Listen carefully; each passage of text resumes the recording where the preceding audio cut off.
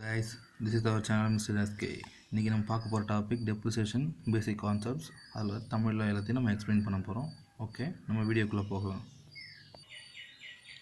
Okay guys, depreciation of accounting அதில் என்ன சொல்கிறாங்க அப்படின்னா, a business or concern holds fixed asset for regular use and not for resale. ஓகேவா, எந்த ஒரு பிஸ்னஸ்னாலும் கன்சர்ன்னாலும் ஃபிக்ஸ்ட் அசெட் வச்சுருப்பாங்க ரெகுலர் யூஸ்க்கு, அதை ரீசேல் பண்ண மாட்டாங்க. எக்ஸப்ட் லேண்டை தவிர all other fixed assets having limited useful life. ஓகேங்களா, பர்டிகுலர் லைஃப் வரைக்கும் மட்டும்தான் அது யூஸ்ஃபுல்லாக இருக்கும். அதுக்கப்புறம் வந்து பார்த்திங்கன்னா அதோட யூஸ்ஃபுல் லைஃப் வந்து பார்த்திங்கன்னா நமக்கு வந்து ரெகுலராக இருக்காது. Depreciation, gradual decrease in the value of asset due to wear, tear, obsolete, etc. ஓகேவா, அதோட டெஃபினேஷன் என்னென்னா, வேல்யூ ஆஃப் த அசெட் வந்து பார்த்திங்கன்னா கிராஜுவலாக டிக்ரீஸ் ஆகும். ஓகேங்களா, அதோட useful life. It means gradual diminution, loss or shrinkage in the utility value of an asset due to wear and tear in the use, evolution of item or introduction of technology. புது technology வரதுனால இல்லை வந்து பார்த்திங்கன்னா அதில் தேய்மானம் ஏற்படுறதுனால அந்த மாதிரி நடக்கிறதுனால பார்த்திங்கன்னா அந்த அசட்டோட வேல்யூ வந்து பார்த்திங்கன்னா யூட்டிலிட்டி வேல்யூ வந்து கொஞ்சம் கொஞ்சமாக டிக்ரீஸ் ஆகும், லாஸ் ஆகும். ஓகேவா, டெப்ரிசியேஷன் அப்படின்னா தமிழில் வந்து பார்த்திங்கன்னா தேய்மானம் அப்படின்னு சொல்லுவோம். எந்த ஒரு அசட் அப்படின்னாலும், எந்த ஒரு மிஷின்ஸ் அது மாதிரி எந்த ஒரு ஐட்டம் அப்படின்னாலும் அதை யூஸ் பண்ண தேய்மானம் வந்துக்கிட்டே இருக்கும். யூஸ் பண்ணவே அப்படி இல்லை யூஸ் பண்ணல அப்படின்னாலும் தேய்மானன்றது நமக்கு கண்டிப்பாக இருக்கும். Certain percentage of total asset of the fixed cost which has expired such turned into expenses in the particular accounting period. ஓகேவா, அக்கௌண்டிங் பீரியட் அது நமக்கு வந்து எக்ஸ்பென்சஸ் தான் நமக்கு வந்து தெரியும். இப்போது அதே டெப்ரிசியேஷன் வந்து பார்த்திங்கன்னா சர்டன் யூஸ்ஃபுல் டேர்ம்ஸ் அப்படின்னு சொல்கிறோம். அமார்டைசேஷன், டெப்ளெக்ஷன், அப்சோலசன்ஸ் அண்ட் டிலபிடேஷன் அப்படின்னு 4 டேர்ம்ஸ் யூஸ்ஃபுல் டேர்ம்ஸ் இருக்குது. அமார்டைசேஷன் வந்து பார்த்திங்கன்னா அடைக்க முடியாத கடன். ஓகேங்களா, கடன் வந்து சில கடன் வந்து அடைக்க முடியாது, அதுவுமே வந்து பார்த்திங்கன்னா நமக்கு depreciation. Goodwill, trademarks, patents or written off character. ஓகேவா, இந்த மாதிரி இதெல்லாம் வந்து அடைக்க முடியாது. Amortisation is also used for written off lease hold premises. அது லீஸ் ஹோல்டு ப்ரெமிசஸ்னால் ராயல்ட்டி. அந்த இதில் வந்து இதெல்லாம் அடைக்க முடியாது, ரிட்டர்ன் ஆஃப் பண்ணவே முடியாத லீஸ் ஹோல்டு ப்ரெமிசஸ் எல்லாமே வந்து பார்த்திங்கன்னா அமார்டைசேஷன் அப்படின்றது வரும். டெப்ளிக்ஷன்னா குறையிறது, அதோட யூஸ்ஃபுல் வந்து குறையிறது. Mines, oil wells, quarry, similar cost assets வந்து பார்த்திங்கன்னா நமக்கு வந்து பார்த்திங்கன்னா இப்போ ஆயில் இந்த மைன்ஸில் வந்து பார்த்திங்கன்னா சுரண்ட அதில் இருக்க வந்து கனிம வளங்கள் எல்லாத்தையும் நம்ம எடுக்க வந்து பார்த்திங்கன்னா அதோட கெப்பாசிட்டி வந்து குறைஞ்சிக்கிட்டே வரும். அப்சோலசன்ஸ் அப்படின்னா வழக்கற்று போகிறது, அதாவது பார்த்திங்கன்னா யூஸ்ஃபுல், லாஸ் ஆஃப் யூஸ்ஃபுல்னஸ், அந்த பயன்படுத்துகிற தன்மை குறைந்து போகிறது. புது டெக்னாலஜிஸ் வரதுனால வந்து பார்த்திங்கன்னா ப்ரொடக்ஷன் மெத்தட், புது மெத்தட்ஸ் இம்ப்ரூவ்மெண்ட் ஆகிறதுனால வந்து பார்த்திங்கன்னா அது வந்து வழக்கற்று போகும். டிலபிடேஷன் அப்படின்னா பாழடைஞ்சு போகிறது. ஸ்டேட் ஆஃப் டிட்டரியரேஷன், அதாவது சீரழிஞ்சு போகிறது. Due to old age and பார்த்திங்கன்னா லாங் யூஸ், ரொம்ப நாள் யூஸ் பண்ணுறதுனால வந்து பார்த்திங்கன்னா அதோட தன்மை வந்து குறைஞ்சிரும். இது எல்லாமே சட்டில் useful terms in depreciation accounting. Depreciation is applicable in case of plant, furniture, building, equipment, machineries, fixtures, vehicles, tools, etc. இதில் வந்து பார்த்திங்கன்னா டெப்ரிசியேஷன் வந்து இதுக்கு எல்லாமே அப்ளிகபிள் ஆகும். The long term or fixed asset having limited useful life. ஓகேங்களா, இதுதான் வந்து இம்பார்ட்டண்டான பாயிண்ட். இப்போ நெக்ஸ்ட் வந்து பார்த்திங்கன்னா டெப்ரிசியேஷனில் வந்து பார்த்திங்கன்னா சில மெத்தட்ஸ் இருக்குது. அந்த மெத்தட்ஸ் வந்து பார்த்திங்கன்னா 4 இதில் வந்து பார்த்திங்கன்னா டிவைட் பண்ணியிருக்காங்க. Capital or source of fund, அதில் வந்து பார்த்திங்கன்னா sinking fund, annuity fund, insurance policy method, மொத்தம் 3 டைப்ஸ் இருக்குது. டைம் பேசிஸில் வந்து பார்த்திங்கன்னா fixed installment method, reducing balance method, sum of years digit method, double declining method. Next வந்து பார்த்திங்கன்னா யூஸ் பேசிஸில் வந்து பார்க்கும்போது வந்து பார்த்திங்கன்னா working hours, mileage, depletion service hours, unit method, 4 type இருக்குது.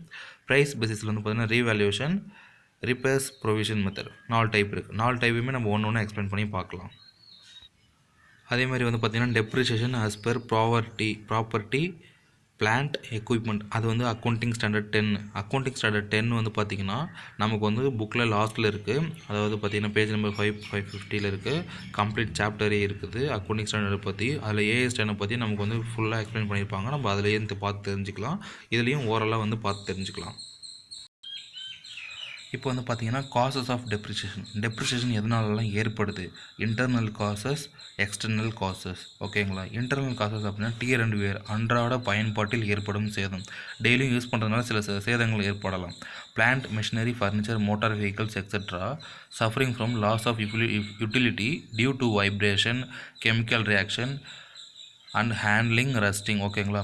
இதனால் வந்து பார்த்திங்கன்னா நம்ம மோட்டார் வெஹிக்கிள்ஸாக இருக்கட்டும், ஃபர்னிச்சராக இருக்கட்டும், டெய்லி வந்து நம்ம யூஸ் பண்ணுறதுனால வந்து பார்த்திங்கன்னா வைப்ரேஷன் இதனால் வந்து பார்த்திங்கன்னா அது டெய்லியுமே வந்து பார்த்திங்கன்னா சேதம் ஏற்படும். அன்றாட பயன்பாட்டில் ஏற்படும் சேதங்கள் தான் dear and wear.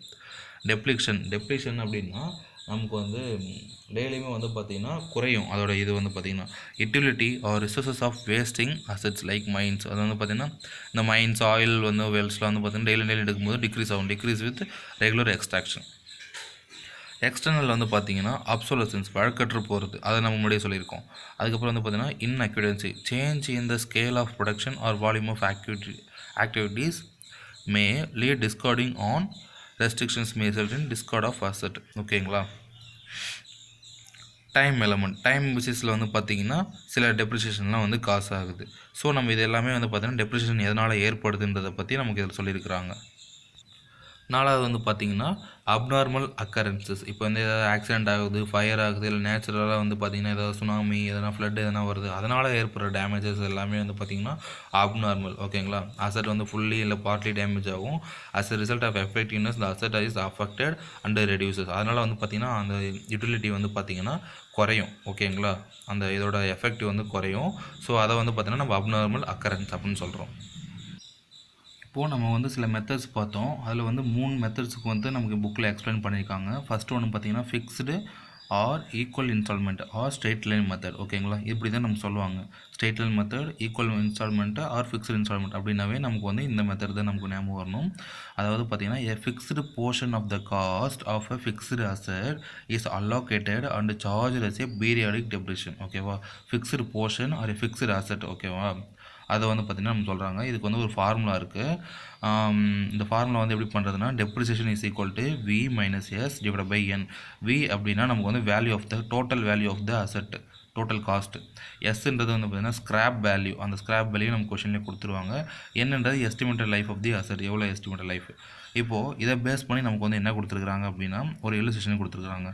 Machines 1 2 3 4 cost of the machine அதாவது வி. ஓகேங்களா. Expenses incurred at the time of purchase of the capitalisation. ஓகேங்களா. அதை இன்ஸ்டால் பண்ணும்போது நமக்கு என்னென்ன எக்ஸ்பென்சஸ் ஆகிருக்குது அப்படின்றது இது ரெண்டுத்தையும் ப்ளஸ் பண்ணால் தான் நமக்கு total value of the cost கிடைக்கும், அதாவது வி கிடைக்கும்.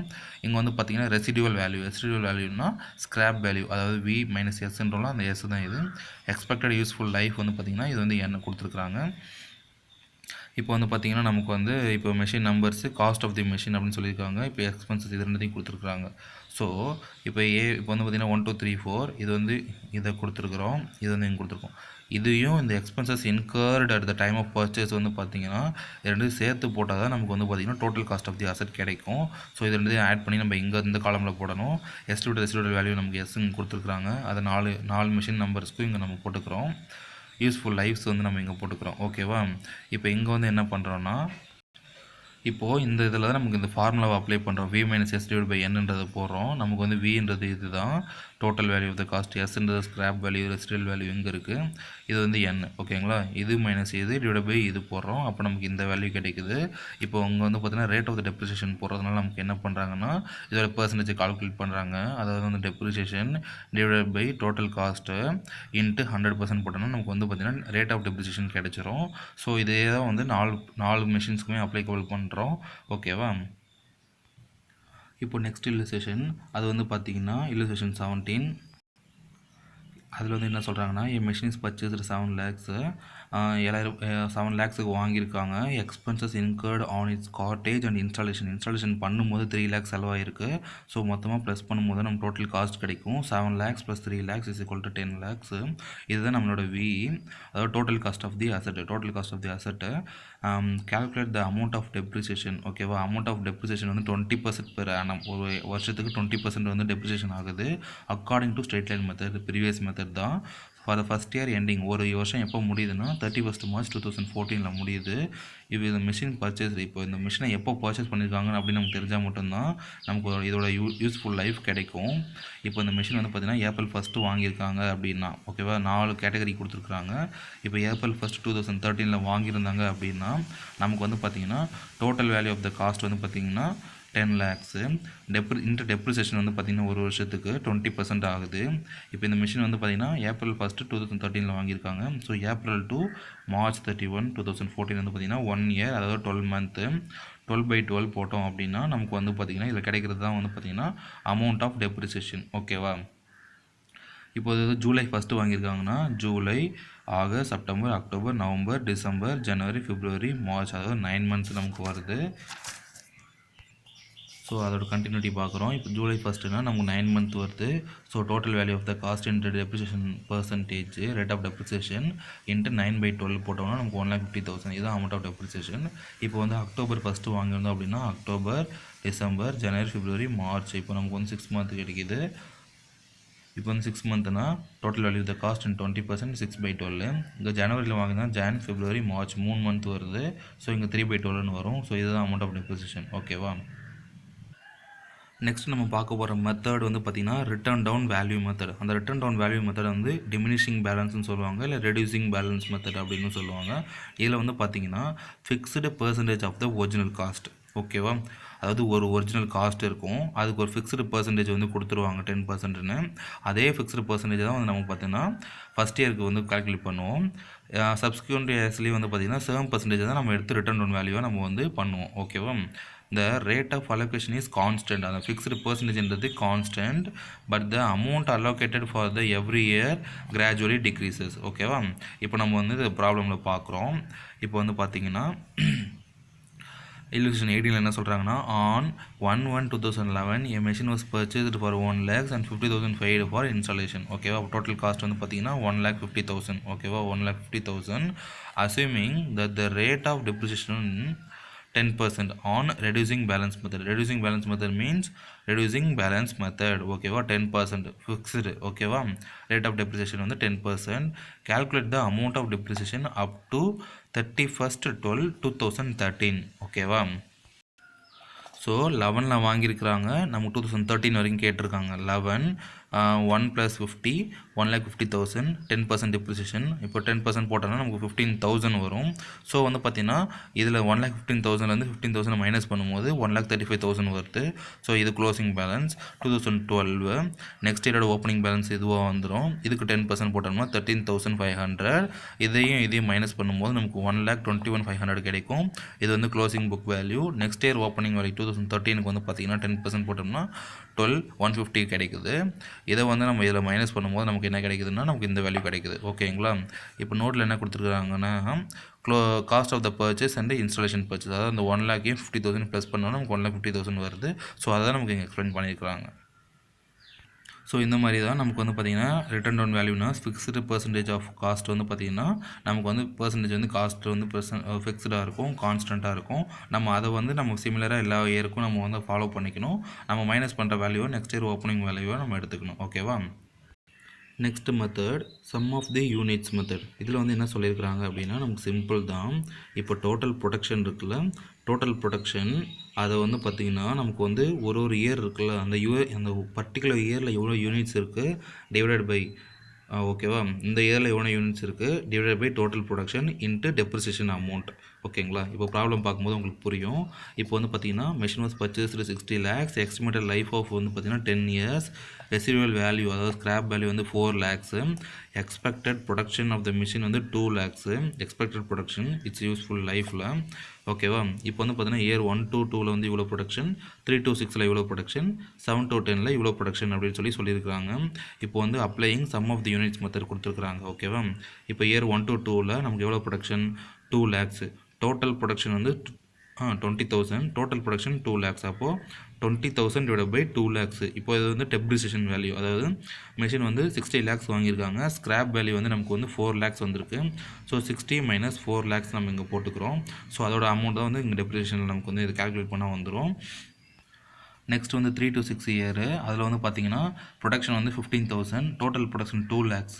இங்கே வந்து பார்த்தீங்கன்னா 60 lakhs minus 4 lakhs depreciation amount. இதை கால்குலேட் பண்ணால் நமக்கு இந்த ஆன்சர் கிடைச்சிரும்.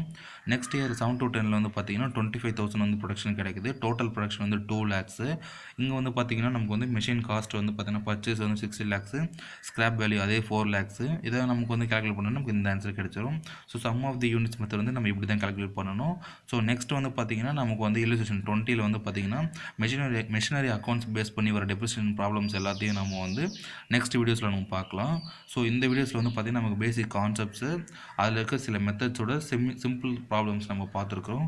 ஸோ நெக்ஸ்ட் வீடியோவில் வந்து பார்த்தீங்கன்னா நமக்கு வந்து அக்கௌண்ட்ஸ் ரிலேட்டடில் வர மிஷினரி அக்கௌண்ட்ஸ் யூஸ் பண்ணி வர ப்ராப்ளம்ஸ்லாம் நம்ம பார்க்கலாம். ஸோ இந்த வீடியோவில் நான் சொல்லியிருக்க எக்ஸ்ப்ளனேஷன் உங்களுக்கு வந்து பிடிச்சிருந்தா லைக் பண்ணுங்கள், சப்ஸ்கிரைப் பண்ணுங்கள், ஷேர் பண்ணுங்கள்.